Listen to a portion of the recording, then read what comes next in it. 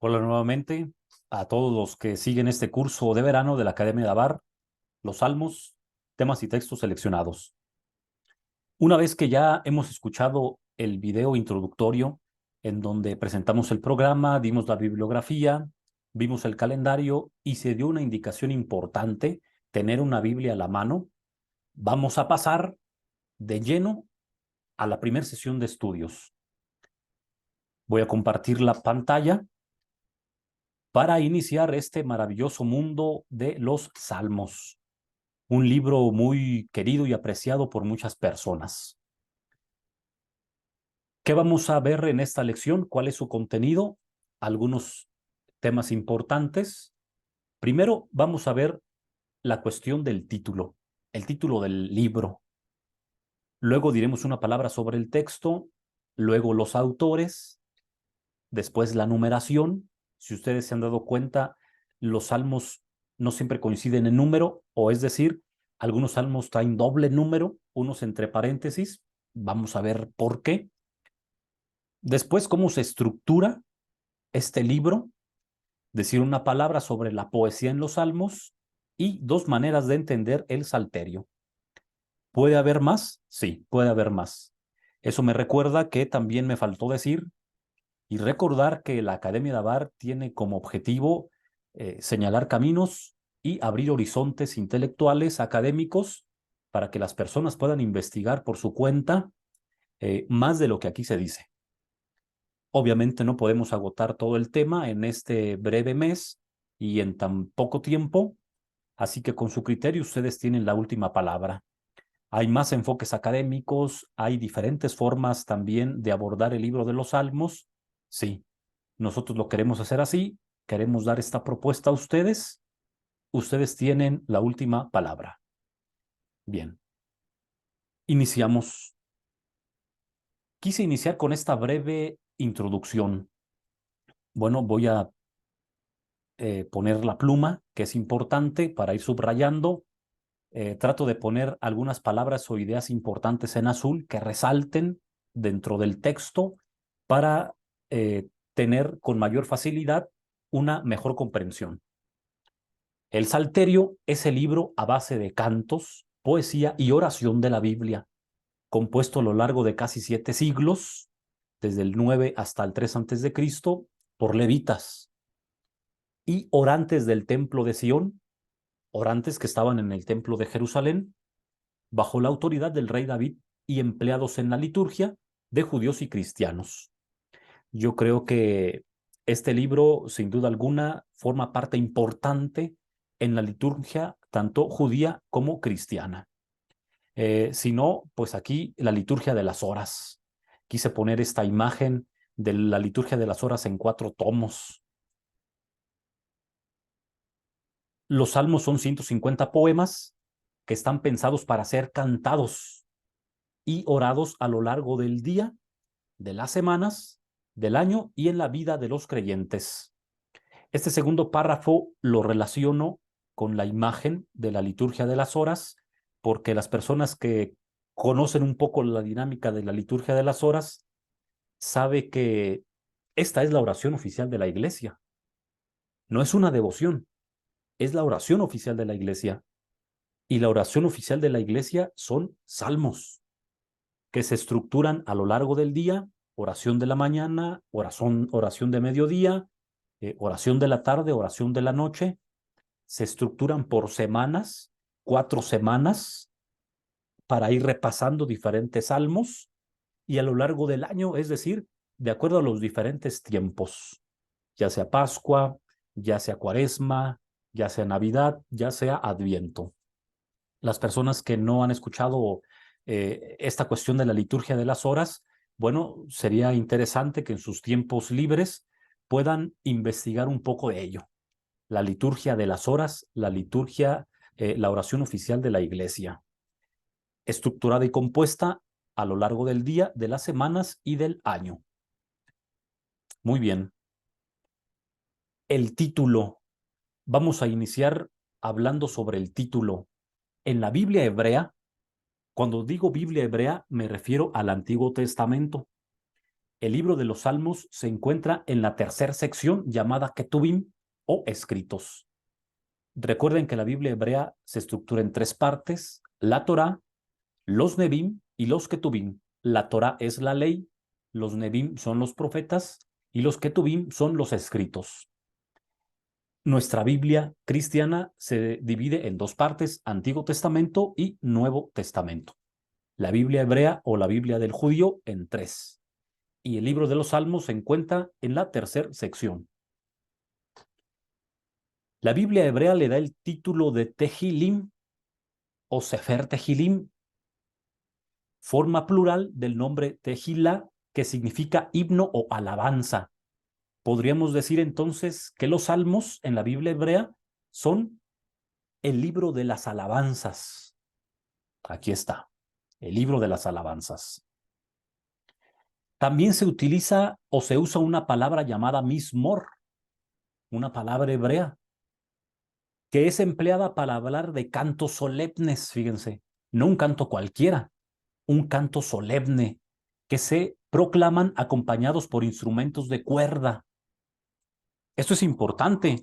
Actualmente, hablando, digamos, del cristianismo, en la liturgia cristiana, el órgano es parte importante de la celebración. Incluso escuchar una misa con órgano es muy interesante. Pero originalmente los salmos fueron pensados para ser orados y cantados, como se dijo en la pequeña introducción, sí, pero acompañados por un instrumento de cuerda. Así que si lo trasladamos a nuestros días, ¿cómo sería mejor entonar los salmos? ¿Con una guitarra? ¿Con un violín? ¿Con una arpa? Porque la esencia del salmo era ser acompañado y cantado solemnemente por un instrumento de cuerda. Bien, entonces en la Biblia hebrea se le conoce como Sefer Tehilim o el libro de las alabanzas. Después, en la versión griega de los 70s, ustedes recordarán que ya hicimos un curso sobre los manuscritos de la Biblia y las personas que lo tomaron ya saben de qué estamos hablando. Texto masorético, Biblia hebrea, versión griega de los 70s, una traducción del hebreo al griego. Cuando la Biblia hebrea se traduce al griego y surge la Biblia de los 70 los llama cantos, salmo, y eso es un salmo, un canto, o Biblos Salmón, el libro de los cantos. Fíjense, en la Biblia hebrea, el libro de las alabanzas, cuando se traduce al griego, el libro de los cantos. Aunque el códice alejandrino, a ver, ¿qué es el códice alejandrino? Las personas que ya tomaron el curso de los manuscritos de la Biblia estarán dándose cuenta que estamos haciendo referencia ya a estos conocimientos. Las personas que no lo han tomado o a lo mejor están un poco descanchados, por utilizar esta expresión, en la cuestión de estas cosas que estamos diciendo, el texto masorético, la versión de los 70, el códice alejandrino. En la página web de la Academia de Abar está el curso disponible. Bueno, aunque el códice alejandrino use la expresión Psalterion, que es el nombre del instrumento de cuerdas con que los oficiantes judíos acompañaban los cantos de alabanza a Yahvé. Fíjense, entonces nosotros decimos el Salterio. ¿Qué es el Salterio? Pues el libro de los Salmos. Pero el griego de los 70s utilizó la expresión salterio para referirse al instrumento de cuerdas con que se tocaban y se acompañaban las alabanzas de los salmos. Un salmo, por lo tanto, sería una canción interpretada con un instrumento de cuerda. Ahí está. Sí, vamos bien, más o menos. Si no, pueden pausar el video, volverlo a escuchar con calma e ir viendo el apunte. Muy bien. Los salmos se llaman también shir o shirim, que significa cantos exultantes. que se diferencian de los gritos. Un canto exultante no es gritar, sino solemnizado, porque van cargados de un intenso sentimiento afectivo, ya sea gozoso, amoroso, de atracción o de dolor. Fíjense, shir o shirim, cantos exultantes, cargados de un sentimiento. Por eso a veces en nuestras celebraciones y cuando decimos los salmos así como que muy desganados, pues no estamos siendo fieles a la esencia del salmo, que es un canto solemne, un canto con sentimiento. Es necesario ver ahora cuando vayan a la misa o a alguna sesión de culto o lo que sea, fíjense en los salmos, cómo se interpretan los salmos, para ver si van cargados de ese intenso sentimiento afectivo que los oficiantes del templo tenían. Los salmos también son tefilín, es decir, oraciones articuladas, plegarias, formas de invocación, de petición, diálogos que se dirigen a Dios, oraciones articuladas. Tefilín son oraciones. El salterio contiene himnos y meditaciones para todas las estaciones del año y para todas las circunstancias de la vida. Por eso la imagen anterior de la liturgia de las horas. Esa liturgia de las horas en 4 tomos que va recorriendo el año civil o también llamado en cuestiones religiosas el año litúrgico. Muy bien. Aquí estamos viendo una imagen de la página del Códice de Alepo. No lo pude encontrar sin marca de agua, pero aquí está iniciando el libro de los Salmos. Algo que quiero resaltar y que ustedes vean es que no tiene ningún título. Fíjense, aquí inicia el libro de los Salmos. Este es el Salmo 1. Se ve perfectamente de acuerdo al griego. Dichoso el hombre que no camina en, etcétera. Pero no tiene ningún título. Y aquí a los lados, ¿qué es esto? ¿Recuerdan? La mazora parva. Tenemos la mazora parva. Muy bien. Solamente quería poner esta imagen para que ustedes vieran cómo en una página del Códice de Alepo inicia el libro de los Salmos, pero no tiene ningún título. Simplemente es texto corrido, acompañado de una separación, y después el primer salmo. Muy bien. El título de un libro antiguo suelen ser las primeras palabras con las que inicia. ¿Cómo titular a un libro antiguo con las palabras que inicia? El Salmo 1 inicia diciendo, bienaventurado el hombre, o dichoso el hombre, o feliz el hombre. El Salterio, por lo tanto, sería como un libro sobre la felicidad del hombre. Fíjense. El Salmo 2, por su contenido, enseña que el Salterio es como un libro sobre el drama mesiánico de Israel. Así que en este punto, ¿qué es el Salterio? ¿Qué es el libro de los Salmos? Un libro que habla sobre la felicidad o la dicha del hombre, del ser humano, y que habla sobre un tema importante que atraviesa el pueblo de Israel, el mesianismo. Muy interesante. Segundo punto del temario, el texto.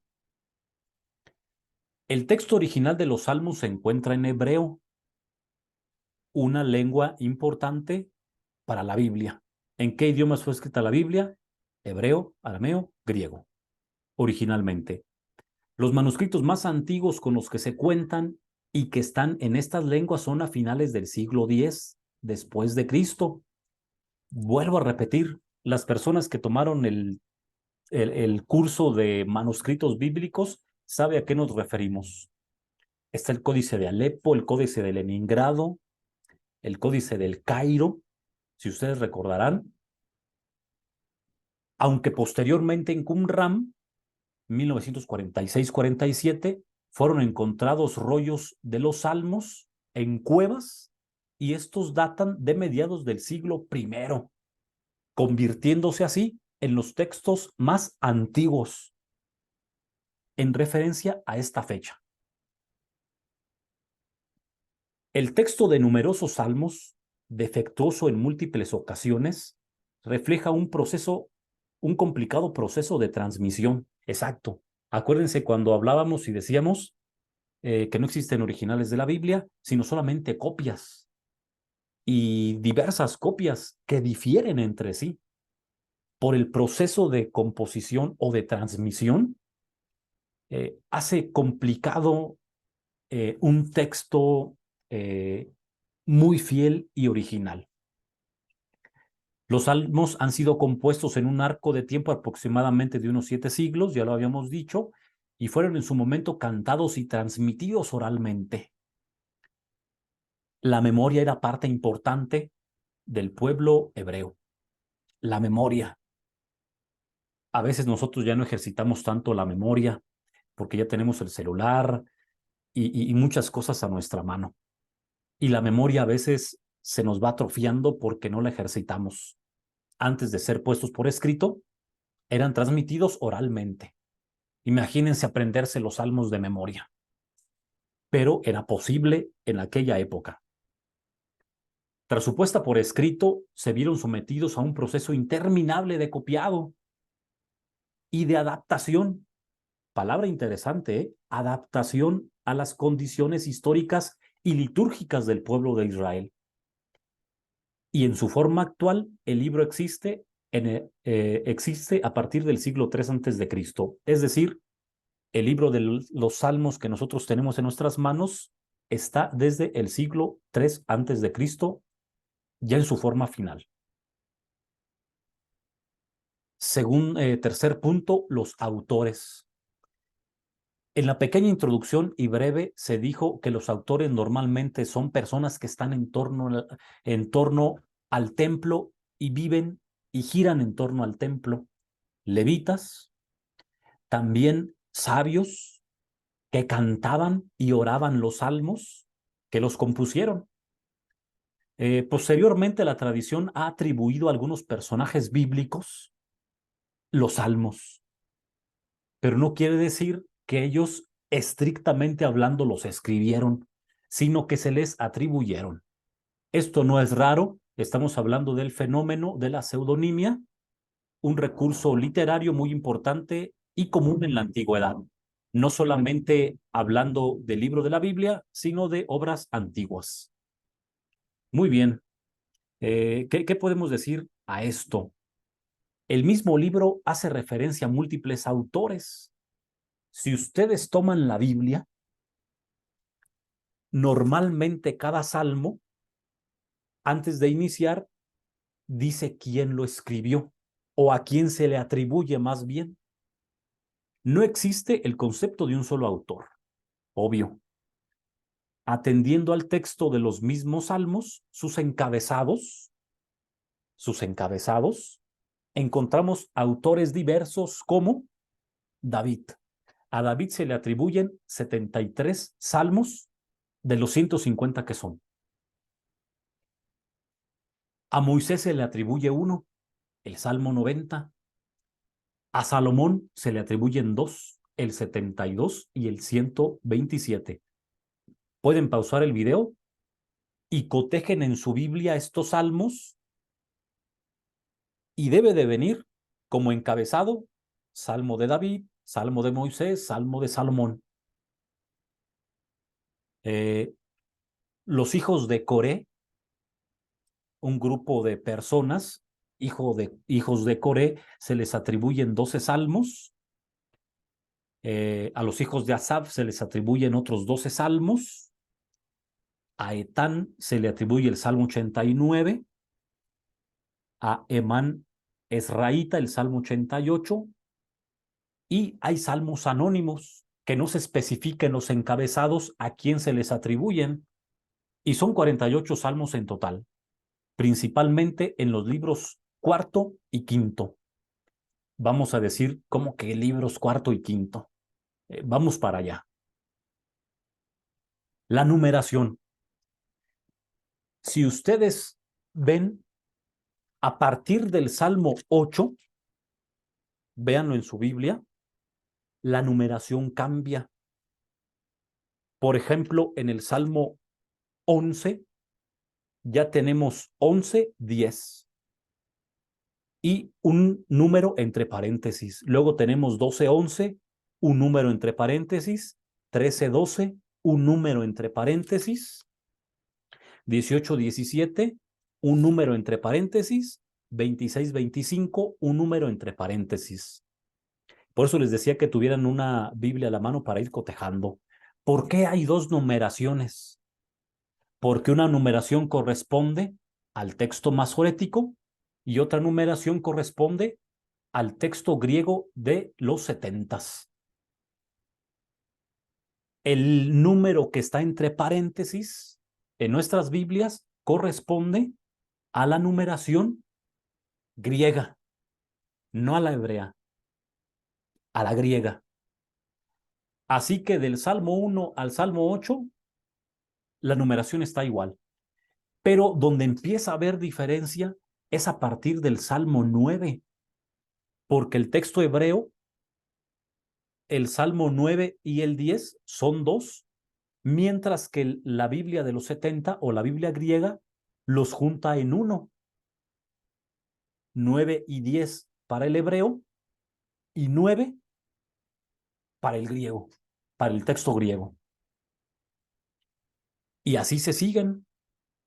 Empieza del 11 al 113, aquí ya hay un desfase, empieza del 10 al 112. Luego, otra vez, fíjense, el texto masorético tiene dos salmos, el Salmo 114 y 115, que en el texto griego va a ser un salmo, el Salmo 113. Luego, en el texto hebreo, el Salmo 116, el texto griego lo va a partir en dos, 114 y 115, y así sucesivamente. Aquí está la tabla donde ustedes pueden ver y cotejar las diferencias en las numeraciones. Por lo tanto, como se dice aquí, el texto masorético y los setentas no siguen la misma numeración. Y en nuestras Biblias hay dos numeraciones, una fuera del paréntesis y una entre el paréntesis. El número que está en el paréntesis, en teoría, debería de ser ¿cuál? La de los setentas, el texto griego. ¿Cómo hace la numeración el texto griego? Muy bien. La estructura. El Salterio es una colección de colecciones y se encuentra organizada en 5 bloques. Ah, caray, ¿cómo que en 5 bloques? O 5 libros. ¿Por qué 5? Hacemos referencia a una obra que se llama el Midrash Tehilim, que dice así como Moisés tiene 5 libros de la Torá, David tiene 5 libros de los Salmos. No se va a dejar. ¿Cuáles son los 5 libros de la Torá de Moisés que se le atribuyen a Moisés? Génesis, Éxodo, Levítico, Números y Deuteronomio, de acuerdo a esta obra del Midrash Tehilim. ¿Y cuáles van a ser los 5 libros de David? 5 libros en el mismo libro de los Salmos, que ahorita vamos a ver su división. La división de los Salmos en 5 libros, es decir, el libro de los Salmos se divide en 5 libros. No sé si sea confuso. El libro de los Salmos internamente tiene 5 libros. Responde a una Torá. En el Salterio tenemos también una Torá. Escritos inspirados, que son la palabra de Dios, que se dirige al hombre, pero que no solo es eso, sino que el hombre también se dirige a Dios. La mejor manera de orar, por eso la iglesia tiene como oración oficial los salmos, es precisamente recurrir a estos poemas, porque Dios nos presta sus palabras para que se las dirijamos a Él mismo. El Salterio es una síntesis de la revelación en el Antiguo Testamento, es decir, es una síntesis de la historia salvífica. Si ustedes recuerdan las etapas de la historia de la salvación, creación, pecado, éxodo, jueces, monarquía, etcétera. El Salterio es una síntesis de esa historia de salvación del Antiguo Testamento. Una pregunta entonces, ¿cómo se estructuran los 5 libros del Salterio? Se estructuran así. El Salmo 1 y 2 van a ser la gran introducción a esta obra. Y después tenemos los libros 1, 2, 3, 4 y 5, en donde el libro 1 va a constar del Salmo 3 al 41. El libro 2 abarca los Salmos 42 al 72. El libro 3, los Salmos 73 a 89. El libro 4, los Salmos 90 a 106. Y el libro 5, 107 a 145. Pausen el video, cotejen estos datos en su Biblia y vean qué libros, o más bien qué salmos, qué títulos corresponden a cada libro. Y finalmente, los salmos 146 al 150 van a contar la gran gloria final. Una historia de salvación que apunta hacia la gloria. De eso estamos hablando en los salmos. Pueden pausar el video y cotejar. Cada uno de los 4 primeros libros termina con una doxología más o menos desarrollada. El libro 5 cierra con la gran gloria como doxología del libro y de todo el Salterio. ¿Qué quiere decir eso? Fíjense, estamos aquí.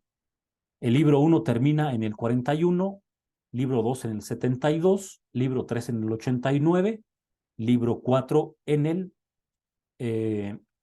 106. Fíjense cómo termina el primer libro. Bendito sea el Señor Dios de Israel, desde siempre y hasta siempre. Amén, amén. Libro 1. Libro 2. ¿Cómo termina el libro 2?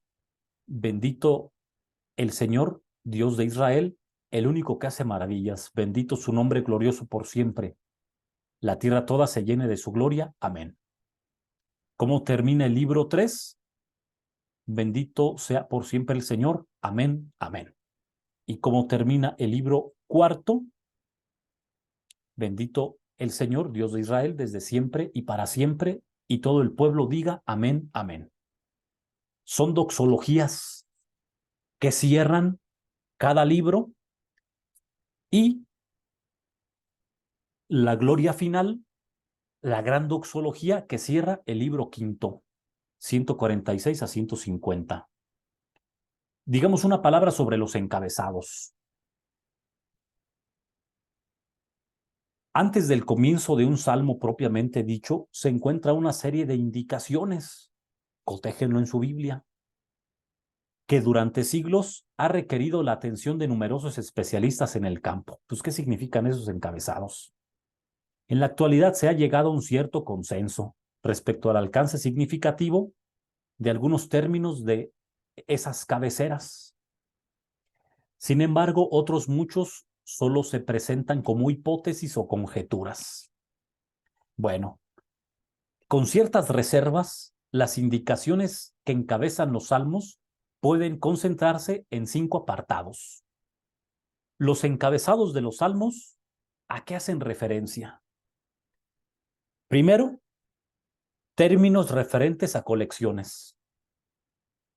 Segundo, términos técnicos musicales y melódicos. Tercero, instrumentos para el uso litúrgico. 4, aparición de nombres propios y quinto, datos históricos. Los encabezados tienen estos propósitos, estos 5. Dar indicaciones sobre estas cosas que están aquí, que estamos diciendo. Colecciones, música, liturgia, nombres propios o datos históricos. Muy bien. Digamos un poco acerca de la poesía. Ciertamente la poesía hebrea requiere pues cierta disciplina porque la poesía hebrea, al recurrir a muchas imágenes, a muchas metáforas, se vuelve especialmente compleja, porque no es una poesía como la podemos entender actualmente, sino que tiene otras características. Se dice que el Salterio es una colección de poemas. La tercera parte del Antiguo Testamento está escrita en forma poética. Si los salmistas recurrieron a estas formas de expresión, es porque se percataban que se trata del vehículo expresivo religioso por excelencia. Tantas canciones de amor, tantas canciones de desamor que utilizan metáforas, que utilizan ciertos simbolismos y que pegan. ¿Por qué? Porque son arte. Algunas, actualmente la música pues ha cobrado otros giros, pero muchas canciones son arte, muchas canciones están bien pensadas, muchas canciones podríamos decir que tienen cierta poesía, ciertas figuras que hacen referencia a otras realidades. Una manera de expresar el interior. La poesía hebrea también es un vehículo por excelencia para expresar cuestiones afectivas religiosas. Aunque no hay reglas estrictas de rima y metro, como nuestra poesía actual, el lenguaje depende mucho del acento. El hebreo tiene un acento que le confiere su calidad rítmica. El fuerte acento del hebreo es lo que le genera el movimiento rítmico. O sea que cuando nosotros leyéramos un texto hebreo tendremos que poner atención en el acento. Ritmo que se pierde en las traducciones a idiomas que tienen un acento más suave. Exacto. Nuestras Biblias en español obviamente no tienen los acentos hebreos y por lo tanto su ritmo se pierde y no podemos saber cómo se entonaban estos poemas a menos que recurramos a un texto hebreo. El hebreo resalta el color y la vitalidad del idioma y el poema recurre a imágenes, metáforas y paralelismos, 3 cosas, para expresar su lenguaje. Todo lo escrito por el autor hebreo tiene que ver con su experiencia, sus pensamientos, sus emociones. Acuérdense que decíamos que tienen una carga afectiva. Así que al escoger las palabras para compartir esto, invita a usar términos filosóficos o teológicos abstractos, prefiriendo los términos concretos y visuales. Muy bien. El paralelismo es la característica básica de la poesía hebrea. Es la estructura que muestra una correspondencia entre 2 o más renglones de un versículo. Por ejemplo, la afirmación que se hace en el primer renglón se repite, se agranda o contrasta en el resto de los renglones. Y en la poesía hebrea hay 3 tipos de paralelismos: el sinonímico, el antitético y el sintético. Obviamente no nos vamos a meter estas cuestiones porque es complicarlo más y no queremos complicar las cosas, sino que sea de mucho provecho este curso para nosotros espiritualmente. Tenemos el paralelismo sinonímico, el antitético y el sintético. Para agilizar un poco la clase, ustedes pueden ponerle pausa. Ahí hay algunos salmos de ejemplos que los pueden constatar, los pueden ver, los pueden ojear. Si hay alguna pregunta en la sesión que hagamos por Zoom, se pueden expresar. Dos maneras de entender el salterio. Y con esto finalizamos esta primera sesión de estudio. Como les dije, hay más, pero nosotros ponemos dos. La primera de ellas tiene que ver con Hermann Gunkel o Gunkel, quien propuso entender el salterio como una antología de textos clasificados en 4 apartados y agrupándolos según su género literario.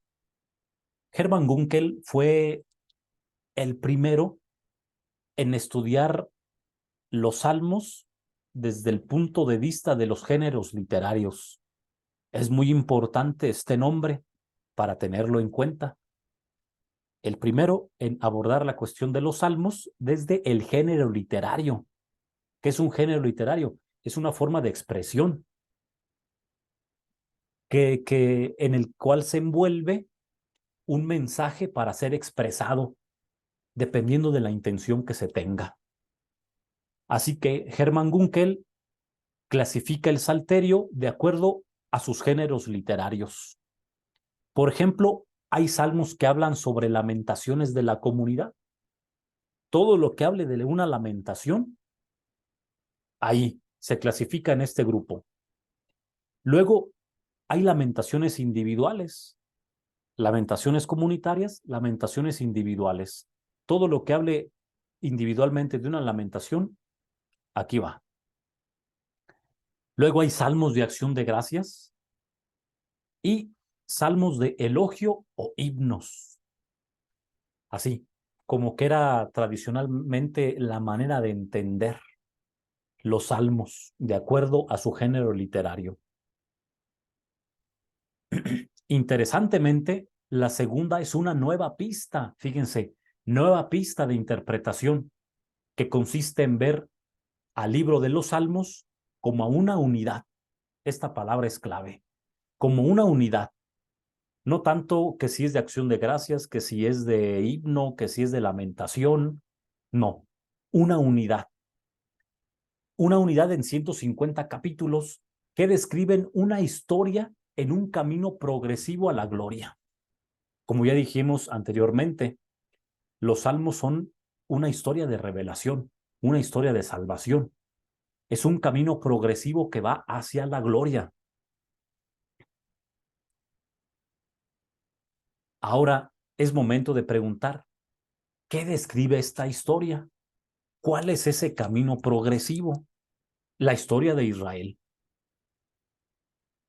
Anteriormente se había dicho que el libro de los Salmos es una síntesis a la revelación que hace referencia a diversas etapas de la historia de Israel.